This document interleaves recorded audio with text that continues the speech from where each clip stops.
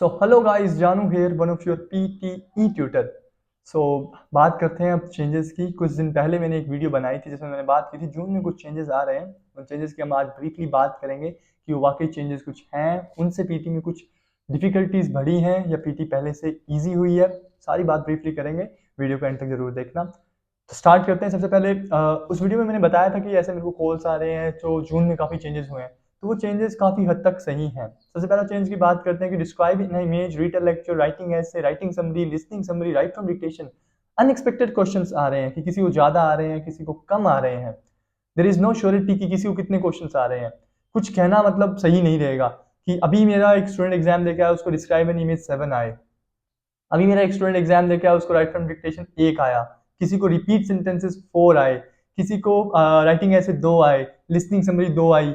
मतलब कुछ भी चेंजेस आ रहे हैं। वो चेंजेस किस लिए आ रहे हैं? क्योंकि देखो, टेक्निक्स वही रहने वाली हैं। टेक्निक्स में कोई भी चेंजेस नहीं है। जैसे टेक्निक्स पहले जैसे टेम्पलेट यूज करते आए थे, वो सब चीजें, वो सब tips and tricks same he work करेंगी, उसमें कोई चेंजेस नहीं है। वो चेंजेस क्यों हो रहे हैं? क्योंकि पीटी की डिमांड बढ़ने वाली है, एज यू ऑल नो कि 10 अगस्त के बाद से, एसडीएस कैटेगरी के बाद से। तो पीटी की डिमांड जब बढ़ने वाली है ना, तो डिमांड बढ़ने से अब इसको थोड़ा चेंजेस करने की ट्राई कर रहे हैं, थोड़ा सा लेवल अप करने की ट्राई कर रहे हैं इसका पीटी का। अब लेवल अप करने की ट्राई कर रहे हैं तो चीजें चेंज नहीं कर सकते, बदल नहीं सकते। एआई के सॉफ्टवेयर को अपग्रेड कर सकते हो, आप अपडेट कर सकते हो, खत्म करके वापस से बिल्ड नहीं कर सकते, और ना ही इनको स्टॉप कर सकते हो। जो चीजें फिक्स्ड हो गई हैं, टेम्पलेट फिक्स्ड हो गए कि टेम्पलेट वर्क करते हैं या सिंगल लाइन वर्क करते हैं या एनीथिंग एल्स, जो भी है टेक्निक्स जो फिक्स्ड हो गई हैं, उनको वापस से बदलना बड़ा डिफिकल्ट है। इंप्लीमेंट्स हो सकते हैं, अपग्रेड कर सकते हैं इसको, बट चेंज नहीं कर सकते कुछ भी। चेंज करने में बहुत ज्यादा इन्वेस्टमेंट, बहुत ज्यादा पैसा बर्बाद होता है कि पूरे सॉफ्टवेयर को चेंज करके वापस से बनाना। इसीलिए अब क्वेश्चन ऊपर नीचे हो रहे हैं, कुछ समझ नहीं आ रहा है। अभी ये क्वेश्चन कुछ टाइम तक और चलेगा ऐसा, बट क्लियरिफिकेशन जब मिलेगा अपन को 10 अगस्त के बाद में कि हाँ वाकई अब कितने क्वेश्चंस आएंगे या कितने क्वेश्चंस कम होंगे, एवरीथिंग। तो सबसे पहले बात करते हैं कि रिपीट सेंटेंसेस अगर आपको 3 या 4 आ रहे हैं, कि मैंने सुना है ऐसा कि बहुत से क्वेश्चंस 3 या 4 ही क्वेश्चंस आए, इवन तक कि मेरे स्टूडेंट को भी 4 आए हैं, बट उसका स्कोर परफेक्ट आया, इसमें कोई किंतु परंतु नहीं है। तो इसमें आपका बेनिफिट ही है, अगर आपको 4 क्वेश्चंस आते हैं और आप अगर 4 वो परफेक्ट बोल के आते हैं तो कॉन्ग्रेचुलेशन, आपका स्कोर आ गया। डिस्क्राइब इन इमेज और रीटेल की मैं बात करूंगा आपको एंड में कि इसमें क्या चेंजेस है। राइटिंग ऐसे अगर आपको 2 आते हैं तो कोई फर्क नहीं पड़ता, आपको दोनों में सेम लिख के आइए, कोई प्रॉब्लम नहीं है, बट टेम्पलेट सही यूज कीजिए। राइट फ्रॉम डिक्टेशन आपको 1 आए, 2 आए या 3 आए, इट डजेंट मैटर, आपको इसमें बेनिफिट ही है। अगर एक भी आती है तो मान लीजिए अगर एक आपको लेंथ ही आई तो उसकी वैल्यू उस अकॉर्डिंग हो जाएगी। आज मान लो राइट फ्रॉम डिक्टेशन का एक वर्ड 2 नंबर का है एवरेजली, बट अगर आपको एक क्वेश्चन आता है तो वो एक वर्ड आपका 3 नंबर का बन जाता है। अगर आप 3 4 5 वर्ड अगर मिस भी करते हैं तो आपके 10 12 नंबर कट होते हैं, बट रेस्ट आपको नंबर मिलेंगे, उतनी वैल्यू आपको जरूर मिलेगी। तो अब सेकंड बात करते हैं कि जिसका ऑलरेडी इंग्लिश में लेवल अच्छा है, ऑलरेडी एक इंग्लिश के अच्छे लेवल से बैकग्राउंड से आ रहा है, एडवांस इंग्लिश ऑलरेडी लेके आ रहा है, तो उसके लिए ये कोई चेंजेस मायने नहीं रखते। ये बहुत छोटे माइनर चेंजेस हैं, उसको कुछ फर्क नहीं पड़ता, उसने तो वही सेम चीजें करनी है, उसको देख के पढ़ना आ रहा है, सुन के बोलना आ रहा है ऑलरेडी, तो उसके लिए कोई ये चीजों का फर्क नहीं पड़ेगा। बट जो एक एवरेज बच्चा है, एवरेज बच्चों की तादाद ज्यादा है, 70-80% एवरेज बच्चे ही होते हैं। एवरेज जो बच्चा है उसका स्कोर अब डिजायर्ड नहीं आ रहा। उसका एक रीजन मैं मानूं तो डिस्क्राइब एन इमेज और रीड अ लेक्चर।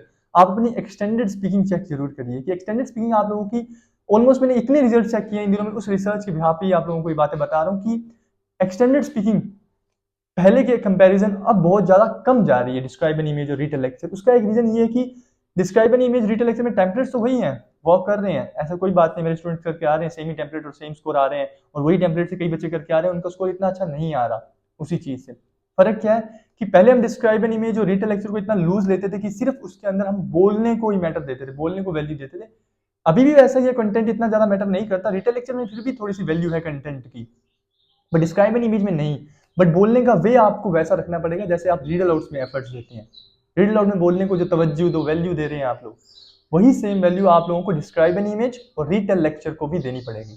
तब आप कह सकते हैं कि हाँ, एक आपने डिस्क्राइब एन इमेज और रीड अ लेक्चर को परफेक्ट किया है। पहले क्या होता था, सिर्फ बोल आइए, बस डिस्क्राइब एन इमेज और रीड अ लेक्चर में बोल आइए, सॉफ्टवेयर आपको बहुत कम सेकंड्स के लिए सुनता था एंड बेस्ट आपका स्कोर आता था। बट अब वैसा नहीं है। फिर बात करते हैं एक्सटेंडेड स्पीकिंग की, सॉरी एक्सटेंडेड राइटिंग की, आपके राइटिंग ऐसे और राइटिंग समरी की। अगर 2 समरियां आपको आती हैं, 2 समरियां आती हैं तो बहुत ज्यादा वर्ड्स मत लिखिए उसमें, 70 अबव वर्ड या 72 73 74, लिमिटेड अमाउंट ऑफ वर्ड लिखिए, 40 to 60 उसकी लिमिट रखिए, उतना ही वर्ड लिखिए। राइटिंग ऐसे में 2 ब्लैंक्स जिसके अंदर है, मैंने पहले भी बताया, 2 ब्लैंक्स जिस टेम्पलेट के अंदर है वो टेम्पलेट वर्क बहुत कम कर रहे हैं, बहुत रिस्की है। तो एक सही टेम्पलेट यूज़ करें जिसमें काफ़ी ब्लैंक्स हों, जिसमें से आप ऊपर से देख के वर्ड्स काफ़ी लिखते होंगे। तो इन सब चीज़ों में अभी आप लोगों को कहीं भी घबराने की कोई भी ज़रूरत नहीं है। जैसे आपकी प्रैक्टिस है उतनी ही प्रैक्टिस रखिए, शिद्दत से नियत साफ रख के प्रैक्टिस करो और मन से करते रहो। इंग्लिश को सुनना है, एज ए लैंग्वेज इसको लो, एज ए एग्जाम इसको मत हाइप बनाओ, एज ए लैंग्वेज टेस्ट इसको लो कि आपके लैंग्वेज का पैरामीटर चेक कर रहा है वो। 90 नंबर आपको एवरेजली मिलते हैं, जो हाई क्लास होता है ना, पूरा अबव होता है। अगर आप 10% गलतियां करते आते हैं फिर भी आपको 80 मिलते हैं, 20% गलतियां करते हैं 70, 30% गलतियां करते हैं तो एवरेजली बच्चों की रिक्वायरमेंट कंप्लीट हो जाती है, 60 मिलते हैं। मतलब कि आपने 30% गलतियां की हैं तब जाके आपके 60 आ जाते हैं। तो ये आपका क्वेश्चन थोड़ा ना हुआ, कौन सा क्वेश्चन पेपर ऐसा, कौन सा एग्जाम ऐसा जिसमें 30% गलतियां करने पे भी आप खुश होंगे? ऐसा कोई एग्जाम नहीं है कि 1-2 नंबर से लोग रह जाते हैं, 1-2 नंबर से इतने परेशान होते हैं, 2-3 नंबर, 5 नंबर, 6 नंबर तक परेशान होते हैं लोग।